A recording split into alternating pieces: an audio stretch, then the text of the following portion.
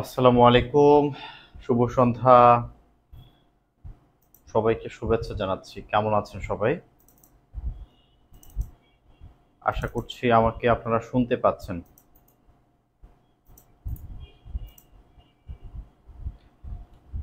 আজকে আমরা নতুন একটি টপিক শুরু করছি, রাইট ফর্ম অফ ভার্ব। খুব ইম্পর্টেন্ট একটা টপিক। ইংলিশের আহ, অনেক বিষয়ের খুব বেসিক নলেজ আমরা এই টপিক থেকে নিতে পারবো। তো আশা করি যে আপনারা খুব মনোযোগী হবেন। আহ, ইংলিশ শেখা মূলত এই মানে টপিকটা থেকে আমরা একটু ভালোভাবে আমরা বিভিন্ন গ্রামারের রুলগুলো আমরা দেখতে পারবো আর কি। সো সবাই একটু মনোযোগী হবেন, আশা করছি আমরা খুব ভালো কিছু শিখবো। জি, ওয়ালাইকুম আসসালাম। আলহামদুলিল্লাহ ভালো আছি। আপনারা সবাই ভালো আছেন? আমাকে দেখতে এবং শুনতে পাচ্ছেন সবাই?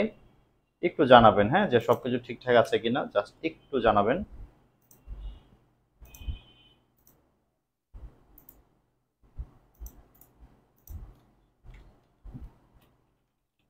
একটু সময় দিবেন, আমি সবকিছু রেডি করে নিচ্ছি আপনাদের জন্য।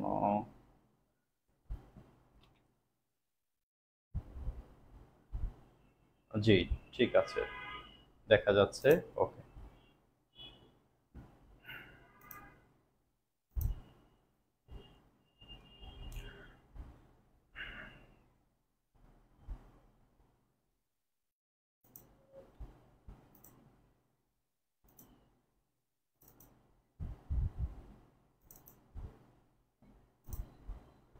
আচ্ছা, আমরা গতদিন যে আলোচনা করেছিলাম, গতদিন হচ্ছে আমরা মোটামুটি মডাল অক্সিলারি ভার্বগুলোর যে ব্যবহার, আমরা সেই ব্যবহারগুলো ভালোভাবে শেখার চেষ্টা করেছি।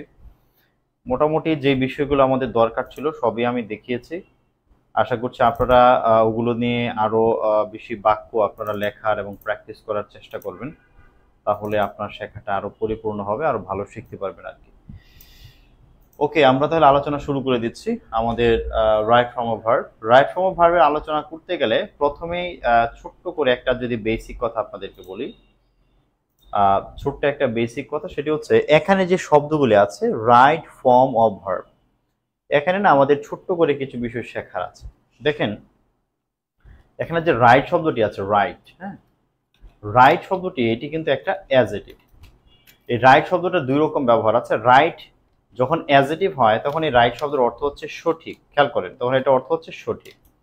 আবার এই রাইট শব্দটাকে আমরা অনেক সময় নাউন হিসেবে ব্যবহার করতে পারি। নাউন হিসেবে যখন এটা ব্যবহার করি তখন এটার অর্থ হয়ে যায় অধিকার, তখন এটা অর্থ হয় অধিকার। হ্যাঁ, যেমন আমরা বলি হিউম্যান রাইট, হ্যাঁ, মানবাধিকার, হ্যাঁ, মানব অধিকারকে আমরা কি বলি? হিউম্যান রাইট বলি। তাহলে রাইট শব্দটা অ্যাজেটিভ হলে সঠিক, আর নাউন হলে অধিকার। আর যে শব্দটা আছে ফর্ম, এই ফর্ম যে শব্দটা আছে, ফর্ম শব্দটার আবার দুই রকম ব্যবহার আছে। এই ফর্মকে আমরা ভার্ব হিসেবে ব্যবহার করতে পারি। যখন ফর্মটাকে ভার্ব হিসেবে ব্যবহার করি তখন ফর্মের অর্থ হয় কোনো কিছু গঠন করা, কোনো কিছু গঠন করা বা কোনো কিছু একটা রূপ দেয়া, একটা গঠন করাকে আমরা বলি কি? ফর্ম। আবার ফর্মের আরেক রকমের ব্যবহার আছে। ফর্মকে আমরা নাউন হিসেবে ব্যবহার করতে পারি। তো নাউন হিসেবে ব্যবহার করলে সেটার অর্থ হয় যে কোনো একটা গঠন অথবা কোনো একটা রূপকে আমরা কি করি? আমরা এই ফর্ম বলতে আমরা সেটাকে বোঝাই রূপ। হ্যাঁ, রূপ যে কোনো একটা আপনি বলতে পারেন। তো আমাদের টপিকটা হচ্ছে রাইট ফর্ম। তো রাইট ফর্ম মানে হচ্ছে সঠিক। এই এখানে রাইট একটা হচ্ছে অ্যাজেটিভ, এটা হচ্ছে সঠিক। আর ফর্ম মানে হচ্ছে রূপ, ভার্বের সঠিক রূপ। আমরা কি করব? ভার্বের সঠিক রূপ আমরা কি করব? এখানে দিব, ভার্বের সঠিক রূপ ব্যবহার করব। এটি হচ্ছে আমাদের এই টপিকের মূল উদ্দেশ্য, যে ভার্বের সঠিক রূপটা আমাদেরকে ব্যবহার করতে হবে। এখন ভার্বের সঠিক রূপ বলতে আমরা আসলে কি বোঝাচ্ছি সেটা যদি একটু বলি, যে ভার্বের অনেক রকমের ফর্ম আছে, অনেক রকমের ফর্ম আছে। যেমন কি কি আমরা দেখেছি যে ভার্বের একটা ফর্ম আছে যেটাকে আমরা বলি ভার্বের বেস ফর্ম। আপনারা জানেন একটা ফর্ম আছে, সেটাকে বলি আমরা বেস ফর্ম একটা। তারপর ভার্বের আরেকটা ফর্ম আছে যেটা ভার্ব ওয়ান, মানে ভার্বের present form, verb two, verb three. আবার ভার্বের আগে টু প্লাস হচ্ছে বেস ফর্ম, এটা ভার্বের আরেকটা ফর্ম। আবার আমরা দেখি যে ভার্বের সাথে কখনো কখনো আবার আইএনজি বসে। হ্যাঁ, আবার আমরা দেখি কখনো ভার্বের শেষে আমাদেরকে এস বা ইএস যোগ করতে হয়। তাহলে একটি ভার্ব দেখতে অনেক রকম, সেন্টেন্সে যে ভার্বগুলো বসে এরকম বেস ফর্ম হয়ে verb 1, verb 2, verb 3, 2 plus base form, verb plus I N G, verb plus S by S, এরকমের অনেকগুলো ফর্ম হিসাবে আমরা সেন্টেন্সের মধ্যে কিন্তু ভার্ব বসাতে পারি। যেমন আরেকটা আছে হচ্ছে যে সেন্টেন্সের মধ্যে ধরেন 2 প্লাস বেস ফর্ম হওয়ার কথা, 2 প্লাস বেস ফর্ম হওয়ার কথা, কিন্তু দেখা যাবে যে এই 2টাকে হিডেন করে রেখেছি বা 2টাকে লিখি নাই। এই 2 বাক্যে থাকার কথা কিন্তু 2টা লিখি নাই, 2 ছাড়াই শুধু বেস ফর্মটা বাক্যের মধ্যে লিখে রেখেছি। তো ভার্ব এরকম অনেকগুলো ফর্ম হয়। এখন এই ফর্মগুলো কখন ব্যবহার করব, কেন ব্যবহার করব, কেন এরকম হয়, এগুলো আমাদের অনেক কিছু বোঝার আমাদের প্রয়োজন আছে। যদি আমরা ভালোভাবে নিতে পারি, বুঝতে পারি, তখন দেখা যাবে যে আমাদের পড়াশোনা অনেক সুন্দর হবে এবং আমরা ইংলিশের একজন ভালো রকমের ইউজার হয়ে উঠবো। যে আমরা যখন লিখছি সেটা ভুল হবে না, আমরা যখন এগুলি কোথাও বলার চেষ্টা করছি তখনও ভুল হবে না, আমরা অনেক মানে ইফেক্টিভলি অনেক কিছু করতে পারবো আর কি। ঠিক আছে, তো সেই বিষয়গুলো শেখাই হচ্ছে আমাদের এই টপিকের মূল বিষয়। আমরা সেইভাবে সামনে আগাবো ইনশাআল্লাহ। তো আমি প্রথম দিকে কিছু কথা বলতে চাই যেগুলি আমরা ইতিমধ্যে বলে ফেলেছি। আগে আমরা কিছু বিষয় আছে শিখে ফেলেছি। কি কি শিখে ফেলেছি বলেন তো? যেমন প্রথম যে কথাটা বলবো যে এস বা ইয়েস কখন ব্যবহার করতে হবে, এই বিষয়ে আমি আপনাদেরকে আগেই শিখিয়ে ফেলেছি। এগুলো আপনাদেরকে আমি আগেই শিখিয়েছি যে এস বা ইয়েস কখন দিতে হবে। আপনারা মনে করে দেখেন যে আপনাদের শিখিয়েছিলাম থার্ড পারসন সিঙ্গুলার হলে ভার্বের শেষে আমরা এস দিব, হি ওয়ার্কস হবে। থার্ড পারসন সিঙ্গুলার হলে ভার্বের সাথে এস দিব, শিখিয়েছি। আবার আপনাদেরকে আমি শিখিয়েছি যে হি ক্যাচেস, ভার্বের সাথে কখন ইএস হবে সেটাও শিখিয়েছিলাম, মনে আছে? যে থার্ড পারসন সিঙ্গুলার হলে ভার্বের সাথে এস হবে, কিন্তু ভার্বের শেষে যদি সিএইচ থাকে, S S, S H, CH, X ও জেড যদি থাকে, তাহলে আমাদেরকে সেখানে এস যুক্ত না করে ইএস যুক্ত করতে হবে। আমার মনে হয় এটি আপনাদের ভোলার কথা না। প্রেজেন্ট ইনডিফিনিট অনেক আলোচনা করেছিলাম এটি নিয়ে, প্রায় একটা ক্লাসের অর্ধেক সময় গিয়েছিল এটার উপরে। আশা করি সেটা আপনার মনে আছে। তারপর এখানে আরো আপনাদের পড়িয়েছিলাম যে কখন ওয়াইটা কখন আই হয়ে যায়। হ্যাঁ, হি ক্রাইস, ওয়াইটা আই হয়ে কি হচ্ছে, ইয়েস হচ্ছে, ওয়াইটা আই হয়ে ইয়েস হচ্ছে, এটি নিয়ে আমরা আলোচনা করেছি। সুতরাং আমি আশা করছি এটি আপনাদেরকে আবার নতুন করে পড়ানোর কিছু নাই, আপনারা এটা পারবেন। যদি মানে কনফিউশন থাকে বা ভুলে গেছি বা সমস্যা হচ্ছে বা একদমই মনে নাই, যদি এরকম কোনো বিষয় থাকে আমাকে বলবেন। আর যদি মনে থাকে যে হ্যাঁ এরকমটা শিখেছিলাম, প্রবলেম নাই, পারবো, তাহলে আর আমরা সেই পুরনো বিষয়গুলো নিয়ে কথা বলবো না ইনশাআল্লাহ। জানাবেন কোনো অসুবিধা থাকলে, যা বলবেন। পরের বিষয়টা হচ্ছে যে আরেকটা বিষয় হচ্ছে নট কিভাবে বাক্যে দেয়া যায়। দেখেন আপনাদের শিখিয়েছি আমাদের 10টা টেন্স আছে, যে 10টা টেন্সের মধ্যে অক্সিলারি ভার্ব থাকে এবং সেই অক্সিলারি ভার্বের উপরে আমরা নট দিয়ে দিই। বলেছিলাম যেখানে অক্সিলারি ভার্ব নাই, কনভার্সনে বলেছিলাম সেখানে আমরা ডু নট, আমরা সেখানে ডাজ নট, বা আমরা সেখানে ডিড নট কি করব, ব্যবহার করব। আমরা do not, does not, did not ব্যবহার করব যেখানে অক্সিলারি ভার্ব নাই। এটি নিয়েও আমরা প্রচুর কথা বলেছি। তারপরে আপনাদের সাথে কথা বলেছিলাম কোশ্চেন কিভাবে তৈরি করতে হয়, এবং কোশ্চেন তৈরি করতে গিয়ে দেখেছি সাবজেক্টের আগে হচ্ছে কি করতে হবে, সাবজেক্টের আগে আমাদেরকে অক্সিলারি ভার্ব নিয়ে আসতে হবে। সাবজেক্টের আগে আমরা কি করব, অক্সিলারি ভার্ব নিয়ে আসবো, অথবা অক্সিলারি ভার্ব না থাকলে আমরা ডু, ডাস, বা আমরা কি করব, ডিড আমরা কি করব, সামনে নিয়ে আসবো। এটা আপনাদেরকে ডাব্লিউএস কোশ্চেনের আগে ইয়েস নো কোশ্চেন, তারপরে ট্যাগ কোশ্চেনও কিন্তু এগুলোর ব্যবহার আপনারা প্রচুর দেখেছেন। হ্যাঁ, এইভাবে কিন্তু আমরা দেখেছি যে আমরা কোশ্চেন তৈরি করি। আর বলেছিলাম যে যখন আমরা এরকমের auxiliary verb do, does, did যখন দেই, তখন এটিকে আমরা ইয়েস নো কোশ্চেন বলি। কি বলি? ইয়েস নো কোশ্চেন বলি। তখন বলেছিলাম যে এই ইয়েস নো কোশ্চেনটার আগে যদি আমরা যদি কোনো একটা ডাব্লিউএস ওয়ার্ড যদি যুক্ত করে দেই, যদি একটা ডাব্লিউএস ওয়ার্ড যে হোয়ার, হোয়েন এগুলো যুক্ত করি, তাহলে সেটা কি হবে, একটা ডাব্লিউএস কোশ্চেন হবে। মোটামুটি এই বিষয়গুলো আপনাদেরকে খুব ভালো করে আমি মানে পড়িয়েছি এবং চেষ্টা করেছিলাম যেন আপনারা একদম ডিপলি এগুলো যেন শিখতে পারেন। তো এই বিষয়গুলো নিয়ে আর কথা বললাম না, আজকে আমরা অন্য টপিকের আলোচনায় যাই। এখানেও দুই একটা কথা আপনাদেরকে ইতিমধ্যে পড়িয়েছি, তবে এগুলো আরেকবার একটু মনে করাবো, কারণ এগুলো বেশি ইম্পর্টেন্ট, পরীক্ষা এগুলো নিয়ে বারবার প্রশ্ন আসে, এই জন্য এগুলো একটু আমি দেখাইনি। সেটা হচ্ছে যে দুইটা বিষয়, হ্যাঁ, দুইটা বিষয়। একটা হচ্ছে ইউনিভার্সাল ট্রুথ, চিরন্তন সত্য, হেবিচুয়াল ফ্যাক্ট হচ্ছে অভ্যাসগত কর্ম। আর এইটার সাথে আমরা আরেকটা জিনিস লাগিয়ে নিতে পারি, সেটা হচ্ছে সায়েন্টিফিক ট্রুথ, অর্থাৎ বৈজ্ঞানিক সত্য। সায়েন্টিফিক ট্রুথ বা বৈজ্ঞানিক সত্য, এই যে তিনটা বিষয়, এগুলো থাকলেই প্রেজেন্ট ইনডিফিনিট টেন্স হবে। আপনাদের যখন আমি প্রেজেন্ট ইনডিফিনিট টেন্স পড়াই তখন লিখে দিয়েছিলাম যে প্রেজেন্ট ইনডিফিনিট টেন্স দিয়ে আমরা আমাদের চিরন্তন কোন একটা সত্য যেটা অবশ্যই ঘটবে, যেমন আপনাদের পরীক্ষাতে দেখবেন প্রিভিয়াস ইয়ারের প্রশ্ন এরকম আসছে যে ম্যান ইজ মর্টাল, মানুষ হচ্ছে মরণশীল, এটা একটা চিরন্তন সত্য, এটা একটা ইউনিভার্সাল ট্রুথ, সবাইকে মরতে হবে। এই জন্য present indefinite tense subject plus verb one হয়, সাবজেক্ট প্লাস ভার্ব ওয়ান দিলে প্রেজেন্ট ইনডিফিনিট টেন্স। এখানে ইজ একটা ভার্ব ওয়ান হিসেবে কি করছে, কাজ করছে। গভীর মনোযোগ, হ্যাঁ বুঝেন যে এখানে subject plus verb one present indefinite কাজ করছে এবং যে চিরন্তন সত্য কি করছে, বোঝাচ্ছে। আবার আমি লিখতে পারি যেমন the earth moves round the sun, around the sun, হ্যাঁ, যে সূর্যের চারদিকে পৃথিবী ঘুরছে। আপনি দেখেন এইটাকে আপনি বৈজ্ঞানিক সত্যও বলতে পারেন, আবার এটাকে আপনি চিরন্তন সত্যও বলতে পারেন, কারণ পৃথিবী সৃষ্টির শুরু থেকে এইভাবেই হয়ে আসছে। আমাদের যতটুকু জ্ঞান আছে আমরা সেই জ্ঞানটুকু দিয়ে আমরা এতটুকু বুঝি। আরেকটা হচ্ছে যেমন she gets up at 7 o'clock, সে সকাল 7টার সময় কি করে, ঘুম থেকে ওঠে। সকাল 7টার সময় সে ঘুম থেকে উঠে, এইটা কি, এটা হচ্ছে তার হ্যাবিচুয়াল ফ্যাক্ট, অভ্যাস। সে প্রতিদিন সে সকাল 7টায় কি করে, ঘুম থেকে উঠে, এটা তার অভ্যাস। তো এরকম ভাবে চিরন্তন সত্য, হ্যাবিচুয়াল ফ্যাক্ট, অভ্যাসগত কর্ম যেখানেই পাবো সেটাকে আমরা অবশ্যই কোন টেন্সে নিয়ে আসবো, প্রেজেন্ট ইনডিফিনিট টেন্সে নিয়ে আসবো। আশা করছি এটা আপনারা বুঝাচ্ছেন। 2 নাম্বার, আমরা 2 নাম্বার যেটা বুঝবো, আমি কিছু শব্দের কথা বলছি, এই শব্দগুলো আপনি হচ্ছে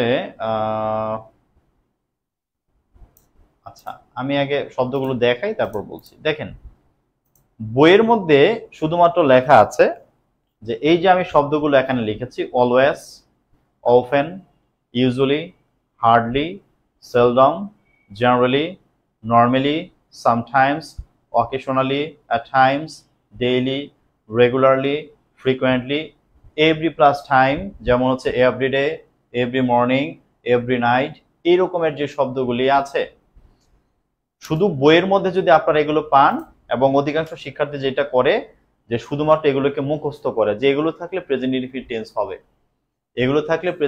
টেন্স হবে, কিন্তু আসল জিনিসটা খেয়াল করে না। ঠিক আছে, আসল জিনিসটা খেয়াল করে না।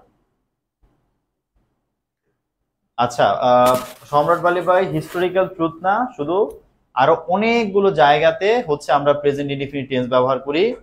আমরা হিস্টোরিক্যাল ট্রুথ শুধু না, অতীতকালের কোন একটা গল্প বলতে গিয়েও দেখবেন আপনারা আমরা প্রেজেন্ট ইনডিফিনিট টেন্স ব্যবহার করি। আমরা খেলার ধারাভাষ্যতে গিয়ে প্রেজেন্ট ইনডিফিনিট টেন্স ব্যবহার করি, নাটকের সংলাপে প্রেজেন্ট ইনডিফিনিট টেন্স ব্যবহার করি। এরকম ভাবে প্রেজেন্ট ইনডিফিনিট টেন্স ব্যবহার করার আরো অনেক জায়গা আছে, বাট ওইগুলি সবসময় যে আপনাকে প্রেজেন্ট টেন্সেই লিখতে হবে এমন কোনো কথা নেই। আপনি ওগুলোকে পাস্টেও লিখতে পারবেন, নো প্রবলেম। পাস্টের গল্প যদি আপনি পাস্টেও লেখেন সমস্যা নাই, পাস্টের গল্প প্রেজেন্টেও লেখা যায়। যেমন ধরেন অনেক সময় আমরা গল্প বলি যে একটা সাদা কুকুর ছিল, রূপকথা গল্প শোনাচ্ছি, একটা সাদা কুকুর ছিল, সে রোজ সকালে তার মালিকের জন্য অপেক্ষা করত। আপনি যে করত, ছিল এরকম না বলে যে গল্পটা আপনি এইভাবে শুরু করতে পারেন যে একটা সাদা কুকুর, সে রোজ তার মালিকের জন্য অপেক্ষা করে, তার মালিক তার জন্য খাবার নিয়ে আসে। দেখেন আমি সব প্রেজেন্ট টেন্সে বলছি, বলা যাবে পাস্টেও বলা যাবে, কোনো অসুবিধা নাই। বাট উপরে যে 3টা কাজের কথা বলেছি এগুলোকে কোনোভাবেই পাস্টে লেখা যাবে না, অবশ্যই প্রেজেন্ট ইনডিফিনিট টেন্সেই লিখতে হবে। হ্যাঁ, যেইটা আমাকে করতেই হবে এইটা আমাকে মানতে হবে, আর যেটাকে আমি কয়েকভাবে লিখতে পারবো ওইটা আমার জন্য ম্যান্ডেটরি না, কারণ ওইটা আমি একভাবে লিখলে তো মার্ক দিবে, সেটা আমি প্রেজেন্টে লিখলেও মার্ক পাবো, পাস্টে লিখলেও কি করবো, মার্ক পাবো। ঠিক আছে, এই জন্য যেইটা আমাকে অবধারিত মানতেই হবে সেইটা মাথায় নিতে হবে, আর যেটা একভাবে লিখলেই হয় সেটা আমি এমনিই পারবো, সমস্যা নেই। ঠিক আছে, এগুলো প্র্যাকটিস করতে করতে ওই জিনিসগুলো আমাদের হয়ে যাবে। মনোযোগ দেন, যেটা বলছিলাম যে এখানে যেই হচ্ছে যেই শব্দগুলি আছে অধিকাংশ স্টুডেন্ট হচ্ছে শুধু এগুলো মুখস্থ করে, যেগুলি থাকলে প্রেজেন্ট ইনডিফিনিট টেন্স হয়। বাট আপনাদের প্রতি সাজেশন থাকবে নো, এগুলি মুখস্থ করবেন না অন্ধের মতো, যেগুলো থাকলে প্রেজেন্ট ইনডিফিনিট টেন্স হয় এইভাবে মুখস্থ করা যাবে না। কি করতে হবে, আপনি যদি খুব মনোযোগ দিয়ে দেখেন, খুব যদি মনোযোগ দিয়ে দেখেন, আচ্ছা আমি সব সময় যে কাজ করি সেটা কিন্তু আমার একটা হ্যাবিট, সেটা আমার একটা হ্যাবিট, আমার অভ্যাস, যেটা আমি প্রতিদিন করি, সব সময় করি। আমি যেটা প্রায়ই করি সেটা আমার অভ্যাস, সাধারণত যেটা আমি করি সেটা আমার অভ্যাস। যেটা আমি মাঝে মাঝে করি, হার্ডলি সেলডম বলতে বোঝায় কোন একটা কাজ আমি করি কিন্তু খুব কম করি, খুব অল্প সময় ধরে করি, বেশি সময় মানে অনেক রেয়ার, মানে রেয়ারলি আমি কাজটা করি আর কি। হয়তো একটা জায়গায় যাওয়ার কথা 6 মাসে আমি হয়তো একবার যাই বা যাই না, এরকম আর কি, অনেক কম করি। তো যেই কাজটা আমি অনেক কম করি এইটাও আমার একটা অভ্যাস, অভ্যাস বশতে আমি যাই না, আমার যাইতে ভালো লাগে না, আমি যাই না, এরকম আর কি। জেনারেলি তারপরে হচ্ছে দেখেন এই নর্মালি, সামটাইমস মাঝে মাঝে যেটা করি, অকেশনালি, এট টাইমস মানে হচ্ছে যে প্রায় সময় পেলে আমি কিছু করি, ডেইলি, রেগুলারলি, এই শব্দগুলো দিয়ে একটা জিনিসই বোঝায়, সেটা হচ্ছে হ্যাবিচুয়াল ফ্যাক্ট, হ্যাবিট বোঝায়। এগুলো সব দিয়ে একটা আপনি কোন একটা অভ্যাসবশত কোন একটা কাজ করছেন আপনার সেটা বোঝায়। এই কারণে যেহেতু এই শব্দগুলো তো অভ্যাস বোঝায়, আর অভ্যাস বোঝালে present indefinite tense, present indefinite tense মানে হচ্ছে সাবজেক্ট প্লাস আমাকে লিখতে হবে ভার্ব ওয়ান, এবং আমাকে দেখতে হবে ভার্বের সাথে আমার এস বা ইয়ার যোগ করার দরকার আছে কিনা। তার মানে এই শব্দগুলো দিয়ে যেহেতু প্রেজেন্ট ইনডিফিনিট টেন্সের সেই অভ্যাস বোঝায়, তার মানে এগুলো থাকলে প্রেজেন্ট ইনডিফিনিট টেন্স হবে। খেয়াল করেন, আপনি এইভাবে মুখস্থ করেন না যে এগুলো থাকলে প্রেজেন্ট ইনডিফিনিট টেন্স হয়, না, এটা অন্ধের মতো পড়া হবে। জানেন যে এই শব্দগুলো দিয়ে অভ্যাস বোঝায়, আর অভ্যাস বোঝাতে প্রেজেন্ট ইনডিফিনিট টেন্স হয়। সো এগুলো যদি বাক্যে থাকে আমাকে প্রেজেন্ট ইনডিফিনিট টেন্সে কি করতে হবে, আমাকে লিখতে হবে। আপনারা এই শব্দগুলো অর্থ বুঝে পড়বেন, অর্থ মুখস্থ না, অর্থ বুঝবেন প্রত্যেকটা, এবং মনকে বুঝাবেন যে এগুলো দিয়ে অভ্যাস বোঝায়, এগুলো দিয়ে কি বোঝায়, অভ্যাস, হ্যাবিট বোঝায়। যেমন আমরা দু একটা এক্সাম্পল দেখি, যেমন আমরা লিখতে পারি, যেমন দেখেন আমরা লিখতে পারি এরকমের যে হি অফেন কামস হিয়ার, তিনি প্রায়ই এখানে আসেন, অর্থাৎ মাঝে মাঝেই তিনি এখানে আসেন, এটি তার হ্যাবিট। এই জন্য প্রেজেন্ট ইনডিফিনিট টেন্স লিখেছি, সাবজেক্ট থার্ড পারসন সিঙ্গুলার, তো এই জন্য এস আমি কি করেছি এখানে যুক্ত করেছি। আবার এখানে আছে I usually take breakfast at 7:30 AM, আমি এই যে ইউজুয়ালি আছে, আমি মানে নিয়মিত বা সাধারণত আমি কি করি, সকাল 7:30টায় আমি নাস্তা করি, এটা আমার অভ্যাস, হ্যাবিট। এই জন্য সাবজেক্ট প্লাস ভার্ব ওয়ান, দেখেন subject plus verb one, present indefinite tense আমরা কি করেছি, প্রেজেন্ট ইনডিফিনিট টেন্স লিখে ফেলেছি, প্রেজেন্ট ইনডিফিনিট লিখে ফেলেছি। এই ওফেন ইউজুয়ালি এখানে কেন এইভাবে বসছে, আপনি আপাতত জানেন যে উপরে যে শব্দগুলো লিখছি সব এগুলো অ্যাডভার্ব, এগুলো সবই অ্যাডভার্ব, এবং অ্যাডভার্ব কোথায় কোথায় বসে, অ্যাডভার্ব কয়টা জায়গায় বসতে পারে, কেন এখানে বসছে, এই বিষয়ের এক্সপ্লেন আমি পরে দিব, আমি পরে শেখাবো কেন সাবজেক্ট প্লাস ভার্ব ওয়ানটাকে দূরে বসলো, মাঝখানে কেন একটা অ্যাডভার্ব চলে আসছে, এই ব্যাখ্যাটা আপনি পরে শুনবেন, জানবেন যে অ্যাডভার্ব আমরা কই কই বসাইতে পারি। আপাতত এগুলো থাকলে প্রেজেন্ট ইনডিফিনিট টেন্স হবে, এটা শুধুমাত্র মাথায় রাখেন, আসবে পর্যায়ক্রমে আসবে বিষয়। ওকে, এইবার একটা কথা শুনেন, দেখেন এই বাক্যগুলোই না, মানে এগুলো থাকলেই যে প্রেজেন্ট ইনডিফিনিট টেন্স সব সময় হবে ঠিক আছে, তবে একটা ব্যতিক্রম আছে। ব্যতিক্রম আছে কি রকমের, আমি যদি এখন একটা বাক্য লিখি, ধরেন আমি যদি একটা বাক্য লিখে আপনাদের দেখাই, আমি লিখলাম যে সামটাইমস মিতা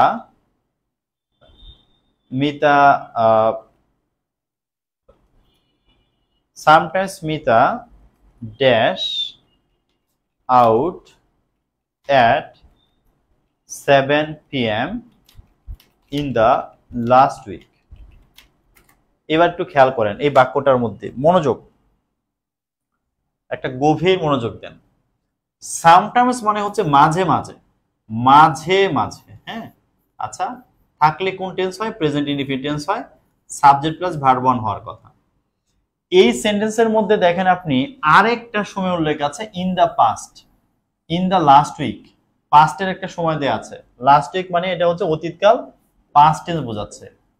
শুনেন, একটা বাক্যের মধ্যে যদি এই শব্দগুলো উল্লেখও থাকে, আবার সেই বাক্যে যদি আরেকটা সময় উল্লেখ থাকে, তখন আমাদের এই সময়ের কথা শুনতে হবে, তখন এই সময় গুরুত্বপূর্ণ হয়ে যায়। কেন হয়ে যায়, দেখেন অভ্যাস আমাদের তিন রকম হয়, একটা অভ্যাস হচ্ছে আমার অতীতকালে ছিল, একটা অভ্যাস হচ্ছে আমার অতীতকালে একটা অভ্যাস ছিল, আমি নিয়মিত কাজটি করতাম, আমি নিয়মিত যাইতাম, আমি নিয়মিত খেলতে যেতাম, আমি নিয়মিত রান্না বান্না করতাম, আমার সবকিছু অতীতকালে একটা অভ্যাস ছিল। এখন আমার অভ্যাস পাল্টে গেছে। আগে আমি করতাম কি, সকাল ধরেন 7টায় আমি ঘুম থেকে উঠতাম, শীতকাল ছিল। কিন্তু যখন গরমকাল চলে আসলো দেখা যায় যে আমি 4:30টার সময় ঘুম থেকে উঠি, 4:30টার সময় ঘুম থেকে উঠতে হচ্ছে। তার মানে আমার সময়ের যে মানে বিভিন্ন সিজন আছে, বিভিন্ন সময় আছে, আগে পরে আমার অভ্যাস চেঞ্জ হইতে পারে। আগে আমি গত সপ্তাহে 7টার সময় মিতা বাইরে যেত, ধরুন আমাদের লিখতে হবে sometimes Mita went out at 7 PM in the last week, যে গত সপ্তাহে মিতা সন্ধ্যা 7টার সময় মাঝে মাঝে বাইরে যায় না ভাই, যেত। গত সপ্তাহে সে যেত, গত সপ্তাহে সে যায় না, যেত। যখন এরকমের আরেকটা অতীতকালের সময় উল্লেখ আছে তখন কিন্তু আমাকে এটা পাস্টে লিখতে হচ্ছে, ওয়েন্ট লিখতে হচ্ছে, ওয়েন্ট। ঠিক আছে, অর্থাৎ আমি বোঝাতে চাচ্ছি, যদি আপনি দেখেন বাক্যে এই সময় উল্লেখ আছে কিন্তু বাক্যে আরেকটা সময় উল্লেখ আছে, তখন এই সময়টা খেয়াল করবেন। যদি এটা পাস্ট হয় তখন এটা পাস্ট হবে, পাস্ট ইনডিফিনিট হবে। যদি ফিউচার হয়, যেমন দেখেন ফিউচারেরও বাক্য হইতে পারে। যেমন আমি লিখতে পারি, সামটাইমস মাঝে মাঝে Mita dash here in the next week, যে আগামী সপ্তাহে মিতা মাঝে মাঝে এখানে আসে নাকি আসবে। আসবে ভাই, ভবিষ্যতে আসবে, কারণ এখানে যখন আমি ইন দা নেক্সট উইক লিখেছি আগামী সপ্তাহে, তার মানে আগামী সপ্তাহে মিতার একটা অভ্যাস হবে, সে মাঝে মাঝে আমার কাছে আসবে, মাঝে মাঝে আসবে, তার মানে ফিউচার। তখন আমাকে ওই যে shall will plus verb one লিখতে হবে। তখন আমার এইটার আনসার লিখতে হবে, এটার আনসার আমাকে লিখতে হবে যে sometimes Mita will come here, Mita এখানে মাঝে মাঝে আসবে। আর এখানে আমাকে লিখতে হবে গত সপ্তাহে মিতা সকাল 7টার সময় বাইরে যেত।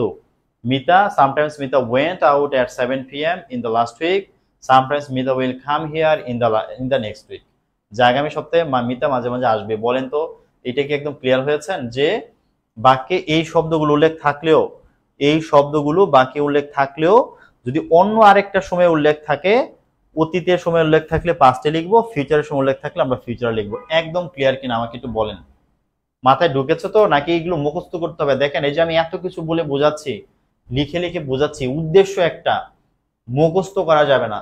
লজিক্যাল আমরা সিদ্ধান্ত নিব যে হ্যাঁ এটা এরকম আছে তো এরকম হবে, মুখস্থ না। ইংলিশ মুখস্থ করার জন্য, রুল মুখস্থ করার জন্য না, ঠিক আছে? জাস্ট নিজের লজিকের সাথে একটু বিষয়গুলোকে একটু অ্যাডজাস্ট করে নেওয়া, যে হ্যাঁ এই কারণে এরকম হয়, এইটাই নিয়ম।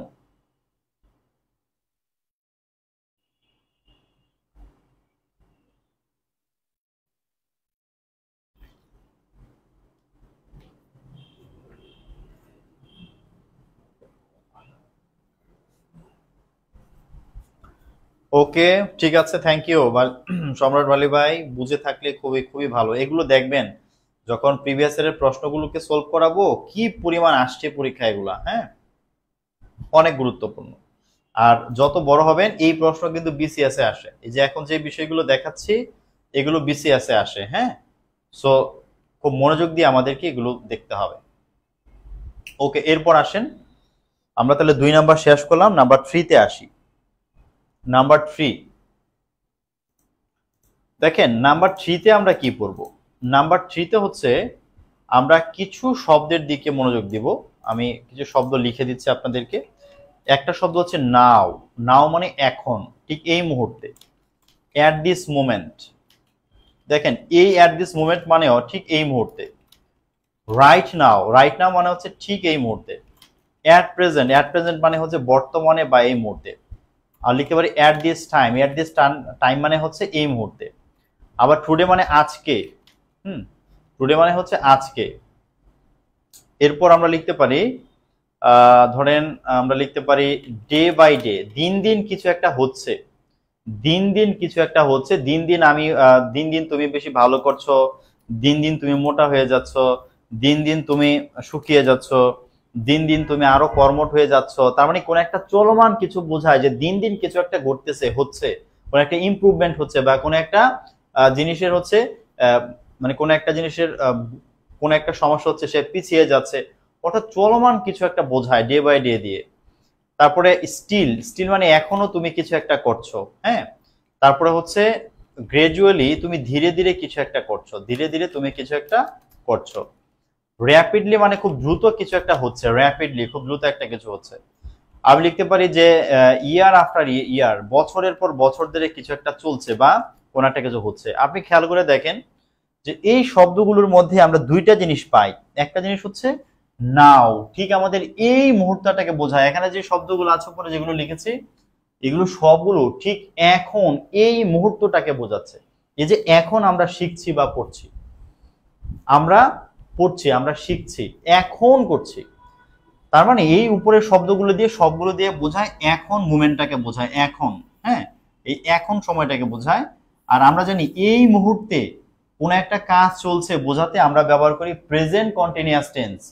প্রেজেন্ট কন্টিনিউয়াস টেন্স মানে হচ্ছে সাবজেক্ট থাকবে, তারপরে থাকবে এম, এস, আর তারপর আমাদের দিতে হবে ভার্বের সাথে আইএনজি। তাহলে আমাদের এই বাক্যটা বোঝাবে যে ঠিক এই মুহূর্তে কোন একটা কাজ চলছে, এখন হচ্ছে, বোঝাবে। আর নিচে যেগুলো আছে today, day by day, still, gradually, rapidly, year after year, এগুলো দিয়ে বোঝায়। এরকম আরো শব্দ আছে বাট এগুলো মেজর, হ্যাঁ, এগুলো বেশি ইম্পর্টেন্ট। যে কোন একটা কাজ কিছু একটা সময় ধরে চলছে, বছরের পর বছর ধরে চলছে, ধীরে ধীরে কোন একটা কিছু চলছে, এরকম বোঝায়। তাহলে এগুলো দিয়ে একটা কন্টিনিউয়াস সেন্স দেয়, কিছু একটা চলছে বোঝায়। এই জন্য এগুলো থাকলেও প্রেজেন্ট কন্টিনিউয়াস টেন্স আমাদেরকে লিখতে হবে, ঠিক আছে? তার মানে এগুলো যদি বাক্যে থাকে আমরা প্রেজেন্ট কন্টিনিউয়াস টেন্স লিখবো, কারণ প্রেজেন্ট কন্টিনিউয়াস দিয়েও এরকমের কোন একটা কিছু চলছে এরকমটা বোঝায়। যেমন দেখেন আমি যদি লিখি তাহলে এগুলো থাকলে হচ্ছে প্রেজেন্ট কন্টিনিউয়াস, এটা একটু লিখে দেয় আগে, কন্টিনিউয়াস।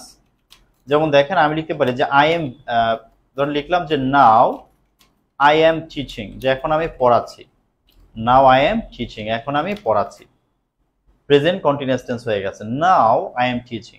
আমরা লিখতে পারি যে I am doing an important task now, যে এখন আমি একটা গুরুত্বপূর্ণ কাজ করছি। এই যে নাও আছে দেখেন, নাও, নাও আছে, এই জন্য প্রেজেন্ট কন্টিনিউয়াসে লিখেছি, সাবজেক্ট এম ইজ আর ভার্বের সাথে আইএনজি, সাবজেক্ট এম ইজ আর ভার্বের সাথে আইএনজি, এরকম ভাবে আমরা লিখে ফেলবো। কথা কি বুঝেছেন? আরেকটা এক্সাম্পল দেখেন, আরেকটা এক্সাম্পল হচ্ছে যেমন এখানে বলছে Jamil goes to school by train, যে জামিল মানে ইউজুয়ালি মানে কি সাধারণত, ইউজুয়ালি থাকলে প্রেজেন্ট ইনডিফিনিট টেন্স হবে, যেন সাবজেক্ট প্লাস ভার্ব ওয়ান ভার্বের সাথে এস বাই এস যুক্ত হয়েছে। সাধারণত জামিল ট্রেনে করে স্কুলে যায়, but today is going by, he is going by bus, কিন্তু আজকে সে বাসে করে যায় না, বাই যাচ্ছে, আজকে সে বাসে করে যাচ্ছে, কন্টিনিউয়াস, আজকে যাচ্ছে, ডেইলি মানে ট্রেনে যায় কিন্তু আজকে বাসে যাচ্ছে। এই যে টুডে আছে এই জন্য কি হচ্ছে কন্টিনিউয়াস টেন্স আমরা লিখেছি, কারণ আজকে বিষয়টা ঘটছে।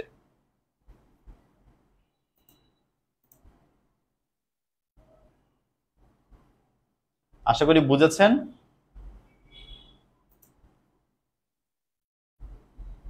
এগুলো কি অ্যাডভার্ব অফ টাইম? হ্যাঁ অবশ্যই, এগুলো দিয়ে সময় বোঝায়, অ্যাডভার্ব অফ টাইম আমরা বলতে পারি। জি আপু, মুখস্থ করার কোনো দরকার নাই, জাস্ট খালি বুঝেন, হ্যাঁ, মানে জিনিসগুলো শুধু মাথায় নেন, দেখবেন অনেক ভালো লাগবে, মাথায় চাপ পড়বে না। হ্যাঁ আচ্ছা, এইবার একটা কথা শুনেন, কিছু কিছু ক্ষেত্রে না প্রেজেন্ট কন্টিনিউয়াস টেন্স যে আপনি ব্যবহার করবেন, মানে কিছু সময় বাক্যের অর্থের প্রতি ও ঘটনার প্রতি লক্ষ্য রেখে আমাদেরকে টেন্স ব্যবহার করতে হবে। হ্যাঁ, এই লাইনটা কিন্তু খুব ইম্পর্টেন্ট। কিছু সময় বাক্যের অর্থের প্রতি ও ঘটনার প্রতি লক্ষ্য রাখতে হবে, লক্ষ্য রেখে আপনাকে টেন্স লিখতে হবে। কেমন? যেমন দেখেন আমি বলতেছি যে don't don't make a noise, যে আওয়াজ করো না, আওয়াজ করো না, আওয়াজ করো না, দ্য বেবি ইজ স্লিপিং, যে বাচ্চাটি ঘুমাচ্ছে। আওয়াজ করো না, আমি কাউকে বলছি ভাই মানে তুমি আওয়াজ করো না, দেখেন ডোন্ট মেক আ নয়েজ, যে আওয়াজ করো না, দ্য বেবি ইজ স্লিপিং, বাচ্চাটি ঘুমাচ্ছে। তার মানে একটি কাজ চলছে, এই জন্য বলতেছি যে চুপ করে থাকো, কথা বলো না, আওয়াজ করো না, ঠিক আছে? তার মানে আওয়াজ করো না কেন? কারণ এটা হচ্ছে, ওই বাচ্চা জেগে যাবে। আপনাকে এরকম অর্থটা বুঝে আপনাকে লিখতে হবে। অনেক সময় বাক্যের মধ্যে ওই রকমের কোনো টাইমের মানে কোনো অ্যাডভার্ব দেয়া থাকবে না, বুঝাবে না যে এখন কাজটি হচ্ছে, আপনাকে সিচুয়েশন বুঝে নিতে হবে। যেমন আরেকটা বাক্য দেখেন, যেমন আমি বলতে পারি ধরেন আমি বললাম যে যেমন Jenny, Jenny is in the kitchen, যিনি এখন রান্না করে, she is cooking, she is cooking dinner, যে সে এখন রাতের মানে খাবার কি করছে, সে খাবার রান্না করছে, সে খাবার রান্না করছে। Jenny is in the kitchen, she is cooking dinner. তার মানে জেনি যে রান্না করে আছে, কেন আছে? কারণ সে রান্না করছে, এই জন্য সে আছে। আপনাকে এরকম সিচুয়েশন বুঝে, ওই পরিস্থিতিটা বুঝে আপনাকে কি করতে হবে, বাক্যের মধ্যে টেন্সগুলো আপনাকে লিখতে হবে, আদারওয়াইজ আপনার ভুল হবে। ওকে, আশা করি বুঝেছেন।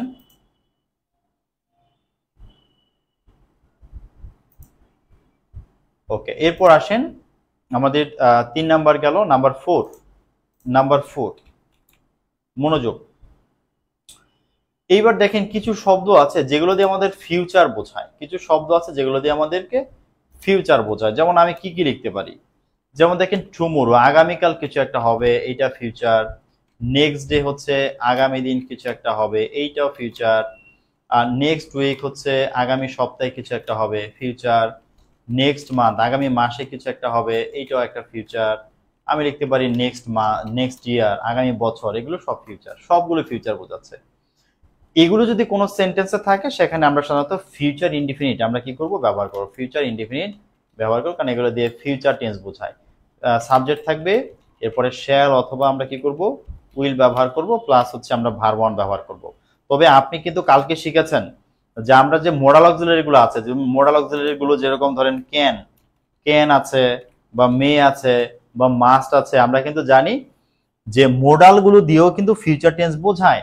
তার মানে আমরা কিন্তু ক্যান মে দিয়েও অনেক সময় ফিউচার টেন্স লিখতে পারি, কোনো প্রবলেম নাই, কারণ এগুলো দিয়েও ফিউচার টেন্সের বাক্য লেখা যায়। ফিউচার টেন্স মানে যে আপনাকে শ্যাল উইলই সবসময় লিখতে হবে এইটা না, আপনি অন্য মডেল গুলো যে ক্যান মে এর ব্যবহার এই জন্য শিখেছে, এগুলো ব্যবহার করতে পারি, মাস্ট ব্যবহার করতে পারি। হ্যাঁ, এগুলো দিয়েও ফিউচার টেন্স বোঝায়। যেমন আমি লিখতে পারি যে he will come home tomorrow, যে সে কি করবে, আগামীকাল বাড়ি আসবে, he will come home tomorrow আমি লিখতে পারি। হ্যাঁ, এইভাবে আমরা ফিউচার টেন্সে লিখবো যখন এই শব্দগুলো আমরা পাই।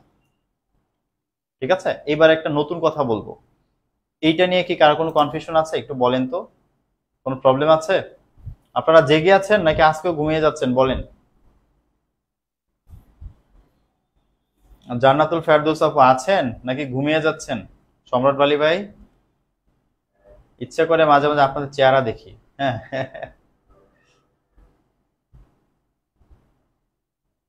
আচ্ছা, খেয়াল করেন, যদি এইটা বুঝে থাকেন যে এই শব্দগুলো দিয়ে ফিউচার বোঝায়, ফিউচার ইনডিফিনিট হবে, তাহলে আমরা যেটা করব, এখানে আরেকটা জিনিস শিখবো, সেটা নিয়ার ফিউচার। নিয়ার ফিউচার মানে কি, খুব নিকট ভবিষ্যৎ, খুব নিকট ভবিষ্যতে কিছু একটা ঘটতে যাচ্ছে। ধরেন এখন বাজে 10টা, আমি বলছি যে 11টার সময় আমার বন্ধু আসতেছে, আমার বন্ধু একজন আসবে, একটু পরে আমার একজন বন্ধু আসবে। ঠিক আছে, তো যদি কখন আপনি এরকমটা দেখেন যে খুব শীঘ্রই কোন একটা কিছু ঘটতে যাচ্ছে, এটাকে বলা হয় নিয়ার ফিউচার। এই নিয়ার ফিউচারকে আপনি দুইভাবে লিখতে পারবেন, দুইভাবে লিখতে পারবেন। যেমন দেখেন, আমি লিখতে পারি যে he will come home tomorrow, সে আগামীকাল বাড়ি আসবে। ওকে, ভালো কথা। আবার এই বাক্যটাকে লিখতে পারি he is coming home tomorrow, he is coming home tomorrow, সে আগামীকাল বাড়ি আসছে। বাই প্রেজেন্ট কন্টিনিউয়াসে লিখছি আর ফিউচার ইনডিফিনিটে লিখছি। তো এই নিয়ার ফিউচার যদি কখনো কোথাও দেখেন যে নিয়ার ফিউচার আছে, আপনি নিয়ার ফিউচারকে আপনি ফিউচারেও লিখতে পারেন, ফিউচার ইনডিফিনিটেও লিখতে পারবেন, এটাও রাইট হবে। আবার যদি আপনি বলেন যে ভাই আমি প্রেজেন্ট কন্টিনিউয়াসে লিখবো, প্রেজেন্ট কন্টিনিউয়াস আমি লিখবো, হ্যাঁ, তবুও হবে, কোনো প্রবলেম নাই। প্রেজেন্ট কন্টিনিউয়াসে লিখবো, তবুও কোনো প্রবলেম নাই। আপনি দুইটাই রাইট, দুই ভাবেই হবে। হ্যাঁ, যেমন আমি লিখতে পারি, আরেকটা বাক্য দেখাই, যেমন আরেকটা বাক্য দেখেন, আমি লিখতে পারি যে যেমন শি উইল গেট ম্যারিড, যে তিনি বিয়ে করবেন, she will get married in the next month, সে আগামী মাসে বিয়ে করবে। ওকে, এখন যদি কেউ এটাকে কন্টিনিউয়াসে লেখে যে she is getting married in the next month, ভুল হবে? একদমই না, দুই ভাবেই লেখা যাবে।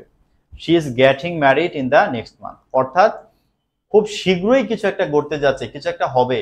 হ্যাঁ, আগামী দিন, আগামী মাসে, আগামী সপ্তাহে, আগামী বছর কিছু একটা ঘটতে যাচ্ছে, আমি শিওর ঘটতে যাচ্ছে, এরকম ক্ষেত্রে আমি ফিউচারও লিখতে পারি, প্রেজেন্ট কন্টিনিউয়াসে লিখতে পারি, দুইভাবেই লেখা যাবে। ওকে,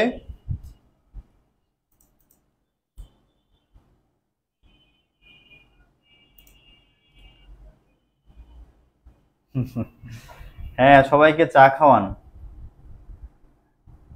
সবাইকে চা খাওয়ান, এনার্জি নেন, এনার্জি নিয়ে পড়েন, পড়তে হবে, অনেক পড়তে হবে, হ্যাঁ অনেক দূর যাইতে হবে। ওকে, আমরা এইটা যদি বুঝি, আশা করছি এটা নিয়ে প্রবলেম হবে না। নাম্বার 5-এ যাই। নাম্বার 5-এ যে কনসেপ্টটি নিব আমরা সেটা হচ্ছে যে কিছু শব্দ আছে দেখেন, জাস্ট, জাস্ট নাও, অলরেডি, তারপর আছে ইয়েট, এভার, তারপর লেটলি। লেটলি মানে কি? লেটলি বলতে বোঝায় সম্প্রতি, রিসেন্টলি। লেটলি শব্দের অর্থ হচ্ছে রিসেন্টলি, মনে রাখবেন, লেটলি শব্দের অর্থ রিসেন্টলি। তারপরে হচ্ছে আনটিল নাও, আরেকটা আমরা দিই আপ টু দা প্রেজেন্ট। আপাতত এই কটা জানলেই হবে, এতগুলো লাগবে না পরীক্ষাতে, হ্যাঁ আমাদের কম্পালসরি ইংলিশ এতগুলো লাগবে না, বাট যখন আমরা চাকরির পরীক্ষা যাবো আরো এগুলোর সাথে আমাদের কিছু অ্যাড করতে হবে। তো just, just now, already, yet, ever, lately, recently, until now, up to the present, এগুলো সবগুলো দিয়ে কি বোঝায় জানেন? এগুলো সবগুলোর অর্থ হচ্ছে এই মাত্র। আপনি দেখেন জাস্ট মানে মানে মাত্র, এই মাত্র মানে এই মাত্র, জাস্টটা মানে এই মাত্র, অলরেডি মানে ইতিমধ্যে হয়ে গেছে, মানে এই সময়ের মধ্যেই কোন একটা কাজ হয়ে গেছে, ঘটে গেছে, শেষ। ইয়েট বলতে বোঝায় যে এখনো হয় নাই। যেমন আমি দেখেন, আম্মা যে তুমি কি খেয়েছো? আম্মা আমি খাই নাই, এখনো খাই নাই। এখনো কোন একটা কাজ যেটা ঘটে যাওয়ার কথা এখনো ঘটে নাই, এইটা বোঝাতে ইয়েট আমরা ব্যবহার করি। ইয়েট সাধারণত নেগেটিভ বাক্যে বসে, আমি একটু পরে নোট করে দিব, টেনশনে কিছু নাই। এবার মানে হচ্ছে কখনোই কিছু হয় নাই, এটা বোঝায় আর কি। লেটলি মানে সম্প্রতি, সম্প্রতি কিছু একটা হয়েছে, রিসেন্টলি কিছু একটা হয়েছে। আনটিল নাও মানে এখন পর্যন্ত কিছু একটা হয় নাই, এটা বোঝায়। আপ টু দা প্রেজেন্ট মানে হচ্ছে এই প্রেজেন্ট, এই বর্তমান সময় পর্যন্ত কিছু একটা হয় নাই, এরকমটা বোঝায়। তো এই সবগুলো দিয়ে বোঝায় যে কাজটি হয় শেষ হয়ে গেছে অথবা হয় নাই, আমি খেয়েছি অথবা আমি খাই নাই, এরকম আর কি। তো এই সবগুলো সময় মানে শব্দ দিয়ে যেহেতু বোঝায় যে এই মাত্র কিছু একটা হয়েছে বা সম্প্রতি কিছু একটা হয়েছে বা ঘটে গেছে, কাজটি শেষ, এই জন্য এগুলো যদি কোনো বাক্যে থাকে সেই ক্ষেত্রে আমাদেরকে প্রেজেন্ট পারফেক্ট টেন্স লিখতে হয়। কারণ প্রেজেন্ট পারফেক্ট টেন্সের কাহিনী ছিল যে এই মাত্র কোনো কিছু শেষ হয়েছে, এই মাত্র কোনো একটা কাজ শেষ, সেটা বোঝাতে প্রেজেন্ট পারফেক্ট টেন্স ব্যবহার করি। এই জন্য এগুলো থাকলে আমরা প্রেজেন্ট পারফেক্ট টেন্স লিখবো সবসময়, এগুলো থাকলেই প্রেজেন্ট পারফেক্ট টেন্স হবে। যেমন আমি লিখতে পারি যে I have finished my work just now. এই মাত্র আমি আমার কাজটি শেষ করেছি, এই মাত্র আমি আমার কাজটি শেষ করেছি। আর যদি আমি এটা নেগেটিভ বলতাম তখন আমি বলতাম কি যে I have not finished my work yet. আমি এখনো আমার কাজটি শেষ করি নাই। ইয়েট মানে এখনো, এখনো হয় নাই। হয়ে গেলে হ্যাভ ফিনিশ বলতাম, আর হয় নাই বলে হ্যাভ নট ফিনিশ বলছি। হ্যাভ নট কি বলছি? ফিনিশড বলছি। তো খেয়াল রাখতে হবে যে এই সব শব্দগুলি থাকলে আমরা অবশ্যই প্রেজেন্ট কি ব্যবহার করব? প্রেজেন্ট পারফেক্ট টেন্স আমরা ব্যবহার করব। আর এখানে একটু মনে রাখবো, ইয়েট কথাটা নর্মালি হচ্ছে, ইয়েট যখন আমরা লিখি, ইয়েট নর্মালি আমরা নেগেটিভ বাক্যে লিখি, নেগেটিভ। আর এভার যে কথাটি আছে, এভার সাধারণত আমরা ইন্টারোগেটিভ বাক্যে লিখি, প্রশ্ন করার জন্য লিখি। ইন্টারোগেটিভ বাক্যে সাধারণত আমরা এভার কথাটি ব্যবহার করি। যেমন আমি লিখতে পারি যে have you ever heard the name of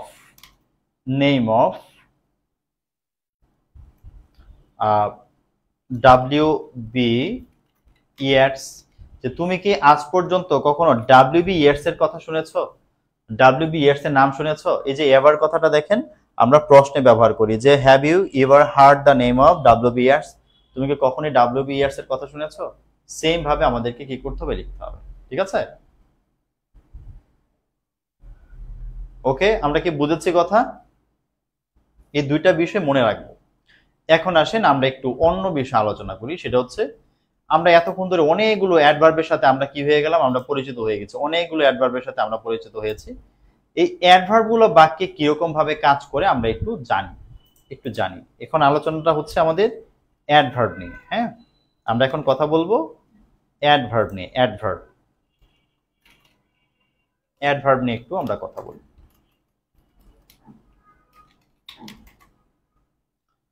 শুনেন, আমরা কিন্তু সেই প্রেজেন্ট ইনডিফিনিটে ইউজুয়ালি নরমালি এরকম কিছু অ্যাডভার্ব দেখলাম, প্রেজেন্ট কন্টিনিউয়াসে কিছু অ্যাডভার্ব দেখলাম।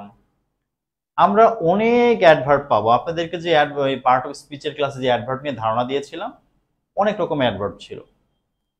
তো সচরাচর অ্যাডভার্ব বসানোর কিছু নিয়ম আছে, তবে আমরা আপাতত কোনো নিয়ম মানতে যাব না। কারণ অ্যাডভার্ব গুলো এমন, এগুলোর ক্ষেত্রে যে আমাকে নিয়ম মানতেই হবে এরকম কোনো ধরা বাঁধা নিয়ম নাই যে আমাকে মানতেই হবে। অ্যাডভার্ব গুলোকে বাক্যের শুরুতেও দেওয়া যায়, শেষেও দেওয়া যায়, বাক্যের মাঝখানেও দেওয়া যায়, বিভিন্ন জায়গাতে দেওয়া যায়। তবে আমরা সাধারণত দেখি অ্যাডভার্ব একটা সেন্টেন্সের মোট 5টা জায়গায় বসে। কয়টা জায়গায় বসবে? বাক্যে 5টা জায়গায় বসবে। কোথায় কোথায় বসবে একটু দেখেন, শুনেন।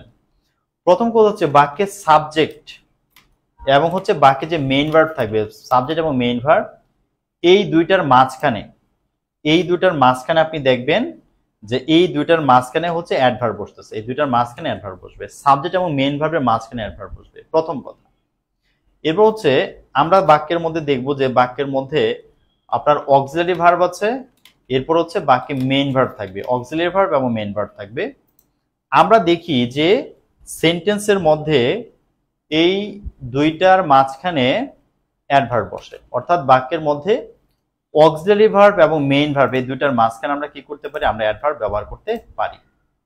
তারপর অ্যাডভার্ব বসে গিয়ে একদম সেন্টেন্সের শুরুতে, সেন্টেন্সের শুরুতে